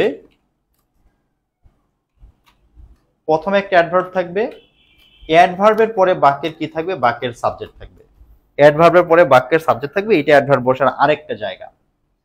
অ্যাডভার্ব আরেকটা জায়গাতে বসে, সে হচ্ছে বাক্যে অবজেক্ট থাকবে। অবজেক্টের পরে বাক্যের কি বসবে? অ্যাডভার্ব বসবে। অবজেক্টের পরে অ্যাডভার্ব বসবে। আরেকটা অ্যাডভার্বের জায়গা হচ্ছে যে বাক্যে আমরা যেই হচ্ছে কি লিখবো, আমরা বাক্যে অনেক সময় অ্যাডজেক্টিভ লিখবো। অ্যাডজেক্টিভের আগে কি করতে হবে? আমাদেরকে অ্যাডভার্ব ব্যবহার করতে হবে। আমরা যখনই অ্যাডভার্ব ব্যবহার করতে যাব, আমরা এই কয়েকটা জায়গা আমরা কি করব? আমরা মানে ভালো করে মনে রাখবো যে এই কয়েকটা জায়গাতে আমাদেরকে অবশ্যই কি করতে হবে? অ্যাডভার্ব ব্যবহার করতেই হবে। হ্যাঁ, এখন আমি এগুলো একটা এক্সাম্পল দেখাই, তাহলে আপনি ভালো করে নিতে পারবেন। যেমন দেখেন, আমরা যদি এরকম ভাবে একটা বাক্য লিখি যে হি usually gets up at 6 AM, যে সে সকাল 6টার সময় ঘুম থেকে ওঠে। এখানে দেখেন আমাদের এখানে এইটা ছিল সাবজেক্ট আর এইটা ছিল মেইন ভার্ব, দুইটার মাঝখানে কি করেছে? অ্যাডভার্ব লিখেছি। এই যে সাবজেক্ট এবং মেইন ভার্বের মাঝখানে কি বসবে? অ্যাডভার্ব বসবে। হ্যাঁ, সাবজেক্ট এবং মেইন ভার্বের মাঝখানে অ্যাডভার্ব বসবে, সাবজেক্ট এবং মেইন ভার্বের মাঝখানে কি হয়েছে? অ্যাডভার্ব বসছে। এটা একটা এক্সাম্পল। আবার দেখেন, আমরা লিখতে পারি যে হি হ্যাজ রিসেন্টলি ভিজিটেড আস, যে সে সম্প্রতি আমাদের এখানে আসছিলেন। তিনি সম্প্রতি আমাদের এখানে আসছিলেন। যদি আমরা এটা দেখি, এখানে কি হয়েছে? এই যে বলেছিলাম না যে অক্সিলারি ভার্ব এবং মেইন ভার্বের মাঝখানে অ্যাডভার্ব বসবে। এই যে দেখেন, হ্যাজ এখানে অক্সিলারি ভার্ব, ভিজিটেড হচ্ছে বাক্যের মেইন ভার্বের মাঝখানে আমরা অ্যাডভার্ব লিখেছি। দুইটার মাঝখানে আমরা কি করেছি? অ্যাডভার্ব লিখে দিয়েছি। আবার বলেছিলাম যে সাবজেক্টের আগে অ্যাডভার্ব বসবে। কেউ যদি এই বাক্যটাকে এইভাবে লেখে যে রিসেন্টলি হি হ্যাজ ভিজিটেড আস, কোনো প্রবলেম নাই। আপনি এই রিসেন্টলিটাকে অক্সিলারি ভার্বের এখানে না দিয়ে যদি সাবজেক্টের আগে লিখেন ভাই, তবু হবে, আপনার ইচ্ছে। আপনি এখানে এইভাবে লিখতে পারেন, কোনো প্রবলেম নাই। আবার যদি আপনি বলেন যে না ভাই আমি লিখবো এইভাবে, he has visited us recently, যে বাক্যে যে অ্যাডভার্বটা আছে, অবজেক্ট আছে, সাবজেক্ট ভার্ব অবজেক্টের পর আমি অ্যাডভার্ব লিখবো, আসের পরে আমি অবজেক্ট মানে অ্যাডভার্ব লিখবো, প্রবলেম নাই। আপনি এইভাবে লিখলেও আপনার অ্যাডভার্বটা হচ্ছে। আর একটা জায়গায় অ্যাডভার্ব বসতে পারে বলেছিলাম, সেটা কোথায়? অ্যাডজেক্টিভের আগে বসে। যেরকম আমরা লিখি, যেমন শি ইজ ভেরি বিউটিফুল, যে সে খুবই সুন্দরী। হ্যাঁ, এই যে আমরা বিউটিফুল একটা অ্যাডজেক্টিভের আগে ভেরি বসছে অ্যাডভার্ব, অ্যাডজেক্টিভের আগে কি বসছে? অ্যাডভার্ব। তো আপনারা যখনই বাক্যে পড়বেন, কোনো কিছু যখন পড়বেন, সাধারণত অ্যাডভার্ব বসার এই 5টা জায়গা আপনারা খেয়াল করে পড়বেন, তাহলে দেখবেন মজা পাবেন। অনেক বাক্য দেখবেন আপনাদের কাছে আস্তে আস্তে ক্লিয়ার হচ্ছে যে কেন এটা এরকম আছে, কেন এরকমটা হয়েছে, আপনি বুঝতে পারবেন। ঠিক আছে, ঠিক আছে। আমি কি বোঝাতে পেরেছি অ্যাডভার্ব কোথায় কোথায় বসে? তাহলে আমরা উপরে যে অ্যাডভার্ব গুলো দেখলাম, আমরা দেখবো বাক্যের মধ্যে অ্যাডভার্ব গুলো সবসময় এইভাবে বাক্যের মধ্যে বসতেছে, সবসময় এইভাবে বাক্যের মধ্যে বসতেছে।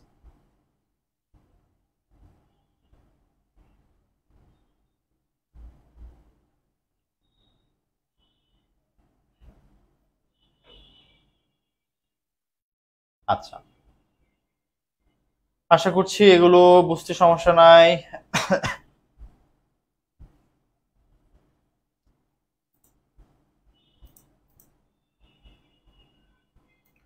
একটা বাক্য দিলাম, এই অ্যাডভার্ব বসার যে 5টা জায়গা দিলাম, আপনারা বলেন তো এই বাক্যটা 5টা জায়গায় আমি 5টা জিনিস দেখিয়েছি। সাবজেক্টের পরে, অক্সিলারি ভার্বের পরে, সাবজেক্টের আগে, অবজেক্টের পরে এবং অ্যাডজেক্টিভের আগে। এই বাক্যে একটা অ্যাডভার্ব আছে, সেই অ্যাডভার্বটা কোন রুল অনুযায়ী বসছে? সাবজেক্টের আগে অনুযায়ী বসছে, অবজেক্টের পরে বসছে, মানে কোথায় বসছে বলেন তো দেখি, দেখি আপনারা ধরতে পারছেন কিনা।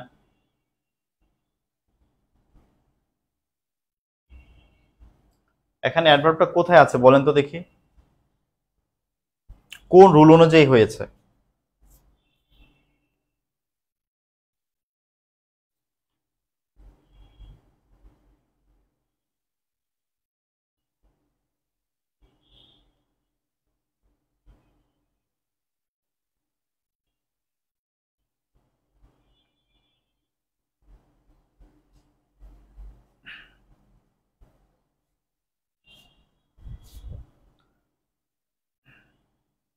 কার কোনো কমেন্ট নেই কেন?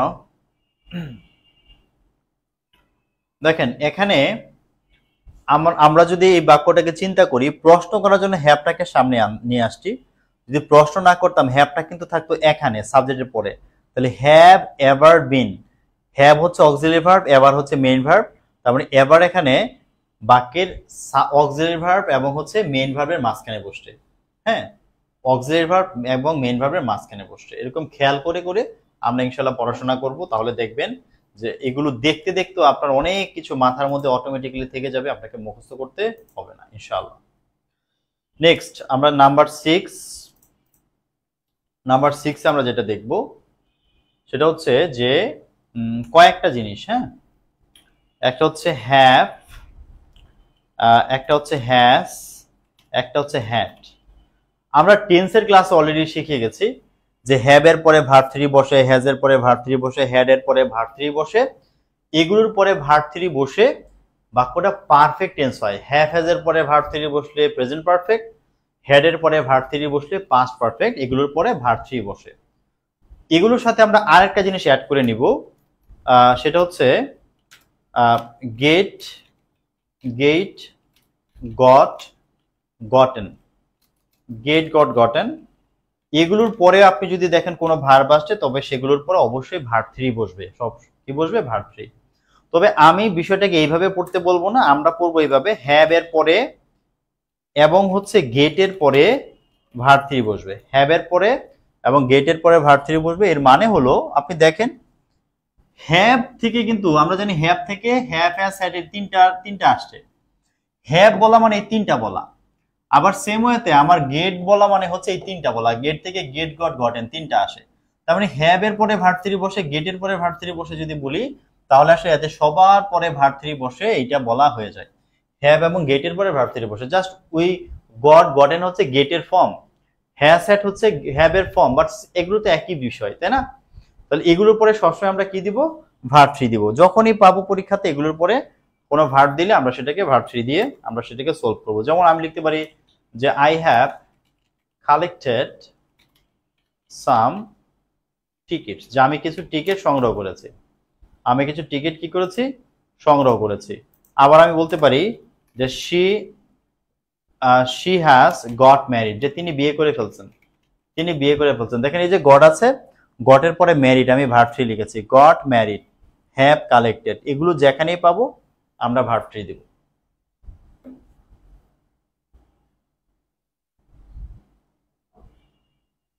আশা করছি বুঝতে প্রবলেম নাই আপনাদের। এরপর হচ্ছে আমি এরপরে আজকে আপনাদের এখন যে সময় আছে এই সময়ের মধ্যে হচ্ছে একটা খুব গুরুত্বপূর্ণ রুল আছে, এটা নিয়ে আসলে আজকে শেষ করতে পারবো না, এটা নিয়ে যদি কথা বলিও এইটার কথাটা আগামী দিন বলবো। আজকে একটু ছোট রুল পড়াচ্ছি, হ্যাঁ, বড় রুলটা আগামী দিন আমরা ক্লাসে শুরুতে পড়বো একদম ফ্রেশ মাথায়। আজকে আমি 6-এর পরে চলে গেলাম 9 নাম্বারে। হ্যাঁ, আপনাদের দুইটা, একটা হচ্ছে 7-8 আমি আগামী দিন পড়াবো, 7-8 আগামী দিন পড়াবো। তো 9 নাম্বার রুলের মধ্যে যে কথাটা বলা আছে এইটা আপনাদের না পড়ালেও হয়, তবুও বলি। ফর এবং সিন্সের পরে যদি কখনো টাইম উল্লেখ থাকে অবশ্যই কি হবে, প্রেজেন্ট পারফেক্ট কন্টিনিউয়াস হবে, প্রেজেন্ট পারফেক্ট কন্টিনিউয়াস টেন্স হবে। ঠিক আছে, যদি ফর এবং সিন্সের পরে টাইম থেকে প্রেজেন্ট পারফেক্ট কন্টিনিউয়াস টেন্স হবে। যেমন আমরা লিখতে পারি প্রেজেন্ট পারফেক্ট কন্টিনিউয়াসের স্ট্রাকচার মনে আছে? স্ট্রাকচার হচ্ছে সাবজেক্ট থাকবে, তারপর থাকবে হ্যাভ বিন অথবা থাকবে হ্যাজ বিন, তারপরে থাকবে ভার্বের সাথে আইএনজি। তো আমরা লিখতে পারি যেমন she has been studying here for 3 hours, তিনি এখানে 3 ঘন্টা যাবত পড়াশোনা করছেন। এই যে ফর প্লাস টাইম আছে এজন্য কিন্তু আমরা প্রেজেন্ট পারফেক্ট কন্টিনিউয়াস টেন্সে লিখেছি। কি করেছি? প্রেজেন্ট পারফেক্ট কন্টিনিউয়াস টেন্সে লিখেছি। তো এরকম ভাবে সময় উল্লেখ থাকলে প্রেজেন্ট পারফেক্ট কন্টিনিউয়াসে লিখবো। তবে মনে রাখতে হবে যে সব সময় যে প্রেজেন্ট পারফেক্ট কন্টিনিউয়াসই হবে এমন কোনো কথা না। আমরা চাইলে পাস্ট পারফেক্ট কন্টিনিউয়াসও লিখতে পারি। আমরা চাইলে শি হ্যাড বিন দিয়েও লিখতে পারি, she had been studying here for 3 hours, আমরা এটা লিখতে পারি। আবার ফিউচারে যদি লিখতে চাই যে she will have been studying here for 3 hours, ভাই কোনোটাই ভুল না। তবে আমরা পরীক্ষাতে যদি আসে আমরা সবসময় প্রেজেন্টে আনসার করার চেষ্টা করব। তবে মাথায় রাখবো যে পাস্ট পারফেক্ট কন্টিনিউয়াস বা ফিউচার পারফেক্ট কন্টিনিউয়াস লিখলেও আনসার হবে, ভুল হবে না। তবে প্রেজেন্টটাকে রেখে অন্যগুলোতে আনসার না করা ভালো, আমরা অন্যগুলোতে যাব না, আমরা এখানে এগুলোকে রেখে দেব।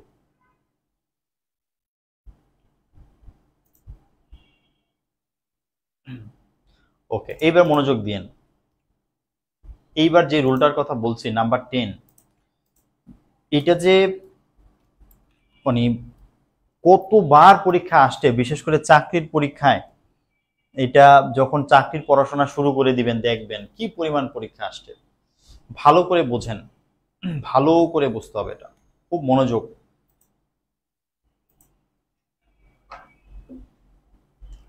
আমার ক্লান্ত লাগছে ইংলিশ কি হবে বলেন? সবাইকে জিজ্ঞেস করি, আমার ক্লান্ত লাগছে, আমার ক্লান্ত লাগছে ইংলিশ কি হবে? সবাই লিখেন তো কমেন্টে, সবাই লিখেন, এটা সবাই লিখেন।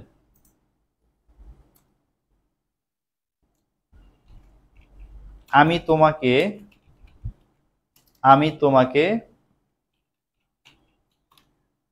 তোমাকে মিস করতেছি, আমি তোমাকে মিস করতেছি, এটার বাইটার কি হবে বলেন? মিস করতেছি এটা আসলে বাংলা বলা যায় না। আমি তোমাকে মিস করতেছি মানে আমি তোমার অভাব অনুভব করছি, এরকমটা বোঝায়। কি হবে বলেন, ইংলিশ কি হবে? কি লেখা যায়? যে আপু লিখেছে আই এম ফিলিং টায়ার্ড। আচ্ছা,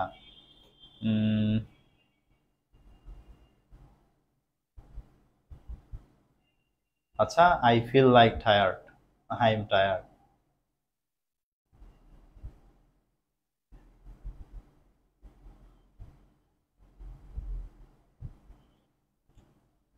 শাহানি ইয়াসমিন আপু, অভিনন্দন। হ্যাঁ, পাশ করেছেন, খুব ভালো। রিটেনটা ভালো করে দেন, দেখেন ভালো কিছু হয় কিনা। আপনারা পাশ করেছেন, আমাদের যে ফ্রি কোর্স ছিল সেটি সফল হয়েছে। হ্যাঁ, আপনাদের জন্যই করেছিলাম। আচ্ছা, মনোযোগ দিয়ে কি বলি দেখেন। আমার ক্লান্ত লাগছে, আমাদের অধিকাংশ স্টুডেন্টই একটা আনসার দিবে কি, যে আই এম, এটার আনসার দিবে আই এম ফিলিং টায়ার্ড, এটা লিখবে। আই এম ফিলিং টায়ার্ড লিখবে, আমার ক্লান্ত লাগছে। আমি তোমাকে মিস করতেছি, অনেকে লিখবে যে I am missing you, I am missing you লিখবে। কিন্তু এগুলো সব ভুল। আই এম মিসিং ইউ লিখবে, এগুলো ভুল, এগুলো এইভাবে লেখা যায় না। আমি কাউকে ভালোবাসতেছি, আমি ভালোবাসতেছি, আমরা কি বলি যে আই এম লাভিং ইউ? আমরা কি বলি, নাকি আমরা বলি যে আই লাভ ইউ? কি বলি বলেন? আই লাভ ইউ কোনটা বলি? আই এম লাভিং ইউ নাকি আই লাভ ইউ, কি বলি? দেখেন, কাউকে যখন আমি বলি আই লাভ ইউ, তোমাকে ভালোবাসি, এর মানে কি, ভাইরে তোরে এখনো ভালোবাসি, ভালোবাসতেছি, সবসময় ভালোবাসি, সবসময় ভালোবাসি। আই মিস ইউ, আমি তোমাকে মিস করছি, মানে কি, ওটা আমি চলছে, ওই কাজগুলো চলছে, কিন্তু কন্টিনিউয়াসে বলছি না, কিন্তু কন্টিনিউয়াসে বলছি না, ঠিক আছে? আই এম মিস ইউ কি বলা যাবে? আই এম মিস ইউ কোনো বাক্য হয়? এম এর পরে ভার্ব কি লেখা যায় বলেন? আপনাদের টেন্স পড়েছি, টেন্সের মধ্যে কি লেখাইছিলাম যে I am miss, I am go লেখাইছিলাম, নাকি আই এম গোয়িং লেখাইছিলাম? এম এর পরে আইএনজি দিতে হয়।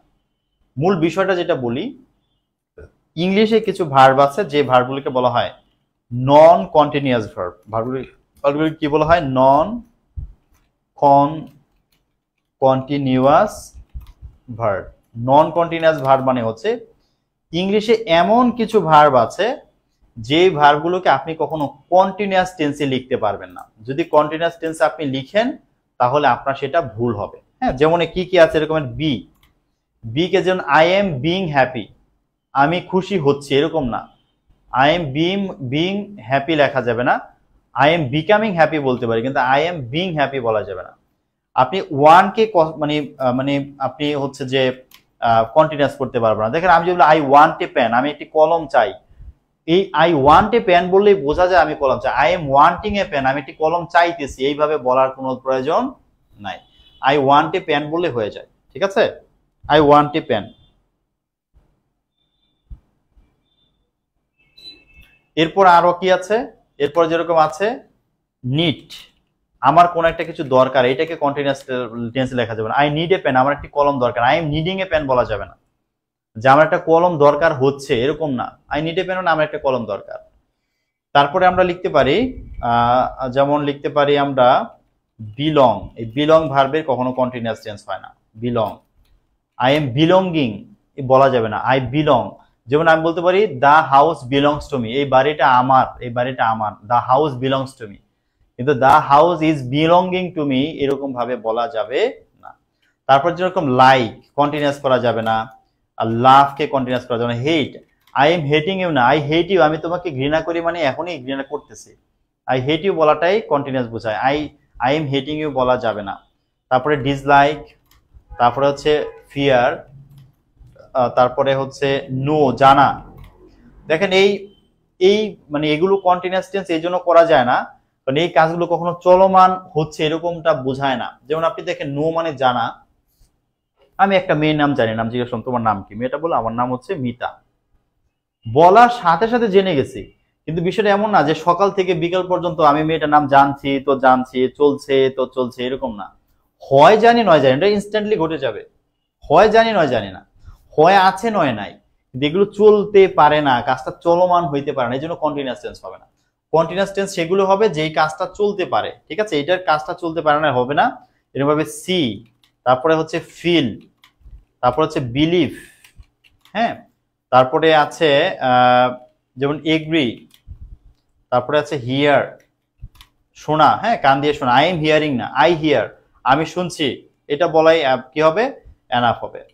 তো এরকমের আরো অনেক ভার্ব আছে নন কন্টিনিউয়াস, তবে আপনাদের এখন অনেক ভার্ব মুখস্থ করা লাগবে না, আপাতত এই ভার্বগুলোর কথা খুব ভালো করে মনে রাখবেন, যে কটা লিখে দিলাম এগুলোকে বলা হয় নন কন্টিনিউয়াস ভার্ব, এবং এগুলোকে আমরা কখনোই কন্টিনিউয়াস টেন্সে লিখতে পারবো না। কন্টিনিউয়াস টেন্সে লিখলে কি হবে, ভুল হবে।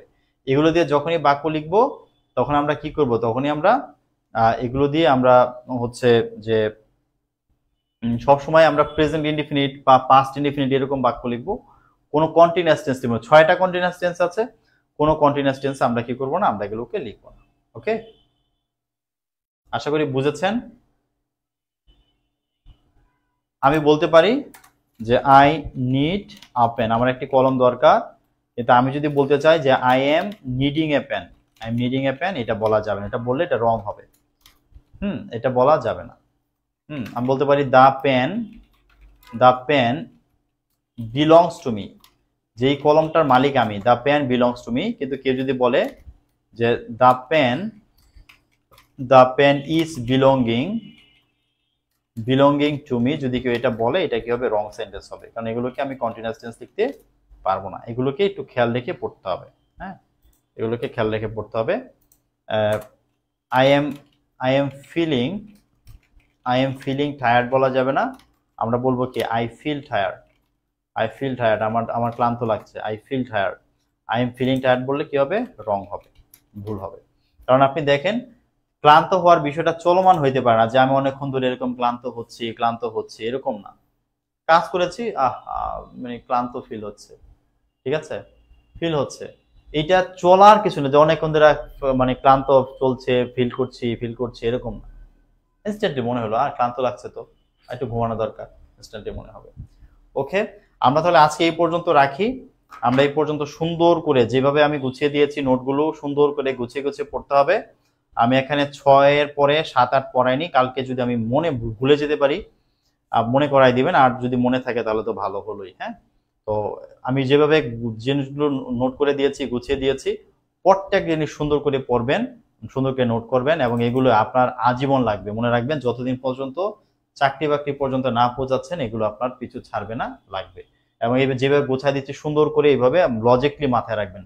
আমি কিন্তু মুখস্থ করতে দেইনি, আমি কিন্তু বুঝাই দিচ্ছি কোনটা কেন হয়, ওই লজিকটা বুঝতে হবে। হ্যাঁ, তাহলে আপনি ভালো করবেন।